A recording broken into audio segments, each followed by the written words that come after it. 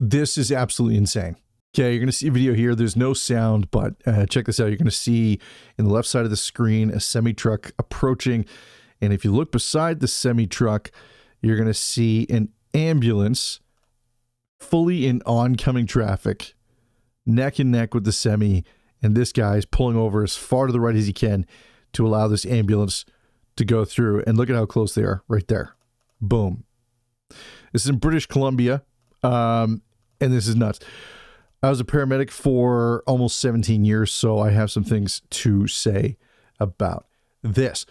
Listen, rules when you're responding to an emergency is to understand that it's not your emergency. And it doesn't matter if it's, your a crew member that's on your platoon that is calling for help because they need some help, whether it's, being assaulted or whether they need, a second ambulance for cardiac arrest.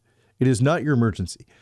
If you do what this guy did and you place yourself in a position to potentially cause a massive accident, you're going to do two things. One, you're going to take yourself out of service, and therefore whoever you're going to try and help at this particular moment is not going to get your help. And two, you're going to create a whole separate accident, a whole separate set of emergencies that are going to then pull resources toward you as opposed to other emergencies around the town and around the municipality that you're working in.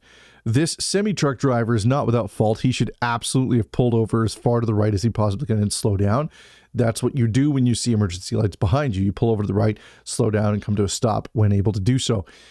But no matter the emergency, this ambulance right here going into, he is so close to this other vehicle, this guy that's recording this. Boom. That is inches away from disaster, inches away from a catastrophe. Even in the city, when you see ambulances whipping around fast, we still have to stop at red lights, right? When you stop at a red light, even when your emergency lights are flashing, you stop at a red light, you look around at the intersections and you creep forward, and you always look at that far right lane because you always have some idiot that's like, oh, everyone stopped for me. That's cool. And then he'll just pull out and go to the right. So he'll cut in front of the ambulance because very rarely do people ever just pull into the correct lane that they're supposed to, right? We've all driven before. We all know people suck. They're retarded. So this here, though, as a former paramedic and as a paramedic, you have to know better. You have to be better. You have to do better. This is so deadly. I don't know what the ramifications going to be out of this. I don't know if they're going to get any sort of reprimand. Guaranteed the service knows who this was based on call location and identifying markers on the ambulance. They'll absolutely be able to figure out who it is. There should be a reprimand. Absolutely. You've endangered the public here. And I'm not saying this to shit on first responders. I was a first responder almost 17 years. I have a soft spot for paramedics, and I understand the stressors of having to get to a call quickly. I understand all these things. I understand what it's like if you have a pediatric patient in the back. Maybe they're on their way to a hospital, right? They might not have been on the way to a call. They might have been on the way to a hospital. You have a pediatric patient in the back, and the pediatric patient gets worse, and it gets really bad.